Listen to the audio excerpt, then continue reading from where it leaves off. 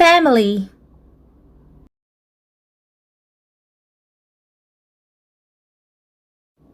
The drops of rain looked like falling stars as Mama, Papa, and I drove to Aunt Poogie's farm.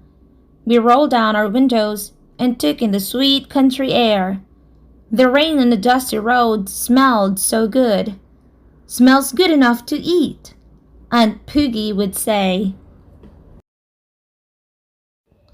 Aunt Poogie, I squealed as Papa stopped the car.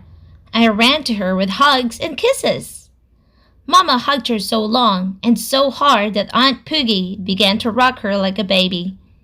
"Oh, Evie," Aunt Poogie said. Then she turned to Papa.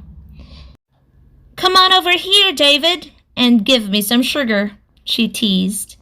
And she hugged him too. The days I spent with Aunt Poogie every summer are the only time I see all my cousins, on Mama's side. They all live near Aunt Poogie. I live in a city about 5 hours north. My surprise was in the back seat. I ran back to the car. I carried it inside and found Aunt Mill, Uncle Thomas, Michael, and Gregory. Michael plays the trumpet all the time. Gregory is wild. Aunt Poogie says, "That boy likes to stir things up." Aunt Frances and Uncle Sid unpacking the picnic basket they had brought.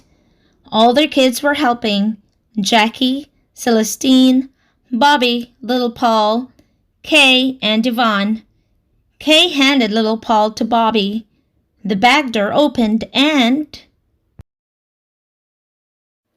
Uncle Toonie walked in. He handed each of us a cabbage leaf, a nice green $1 bill. He was holding a catfish he had caught. It looked just like him. Gregory bounced into the kitchen. He looked inside my box. "What's that?" he asked. "It's for dessert," I said. "Pickles?" he asked. Jack and Kay looked at me. I just nodded yes. Then Gregory said, "That's different. But come to think of it, so are you." "Oh, what do you know, Gregory?" Jackie asked. Gregory didn't even hear her. "Come on, everybody," he shouted. We followed him outside. The rain had stopped. The silk-soft grass on the hill was my favorite color of green. Asparagus! For my big box of crayons.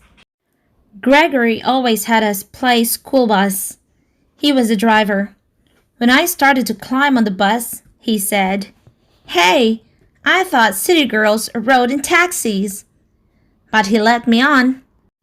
Michael blew a blast on his trumpet. Gregory drove us to the pig pen. The piglets, Nicky and Nelson, kind of barked at us as we rolled by. At the chicken coop, we said hello to Henry, the rooster, and Elnora, Viola, and Tiny, the hens. Gregory drove us past Uncle Toonie grilling the catfish. We got off and on the bus as Gregory drove us back down the lane. "It's time to crank the ice cream," Aunt Poogie called. The school bus disappeared. We all raced to the big wraparound porch and took turns cranking the real vanilla ice cream. When we carried the ice cream inside, I heard Mama say, "This is enough food to last us a month." Everyone had brought their specialty. Aunt Poogie's hot homemade rolls were under white tea towels. You didn't even have to chew them. They just melted in your mouth. Uncle Toonie's catfish was on a big platter. Aunt Frances had brought her family recipe corn pudding. There were fresh greens, potato salad, sliced tomatoes, sliced cucumbers, fresh corn in the cob, barbecued chicken, crab cakes, and Aunt Poogie's family recipe lemonade. Everything except the crab in the crab cakes and the lemons in the lemonade came from right here on Aunt Poogie's farm. You people look like you haven't had a decent meal since last August, said Aunt Poogie. Who's gonna say grace? Gregory said. I will. As we bowed our heads, we heard him say, Good greens, good meat, good grief, let's eat. There were a few chuckles before Celestine said, May we continue to be blessed with good times, good food, and loving family. With that, everybody said an Amen. We ate, talked, and laughed a lot. When it was time for dessert, Mama brought out the homemade ice cream. Aunt Mill sliced the coconut cake. Aunt Poogie went back for my pickles. Hope brought a surprise, she announced. Everyone looked at a plate of big, bumpy green pickles. There was silence. My cousin Laura on my papa's side taught me how to make this, I said. Gregory picked up a pickle. He sniffed it. Go ahead, Gregory, Aunt Poogie told him. It's better than you think.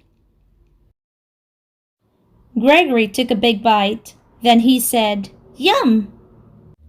Yvonne bit into a pickle.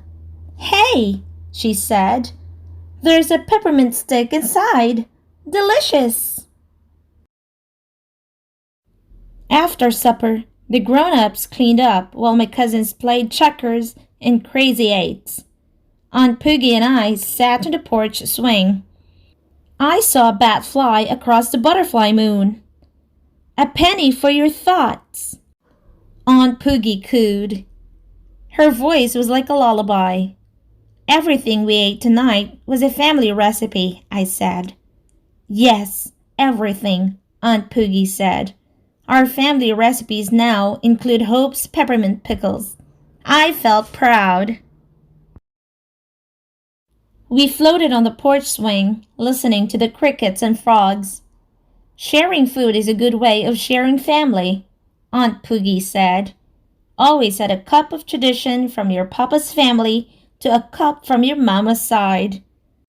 She nuzzled my neck. The nuzzling made me giggle. You forgot one thing, Aunt Poogie, I said. What's that, baby? She asked. Add lots and lots of love. Sounds like a good recipe, Aunt Poogie laughed. It's a recipe for a family, I said. Mine.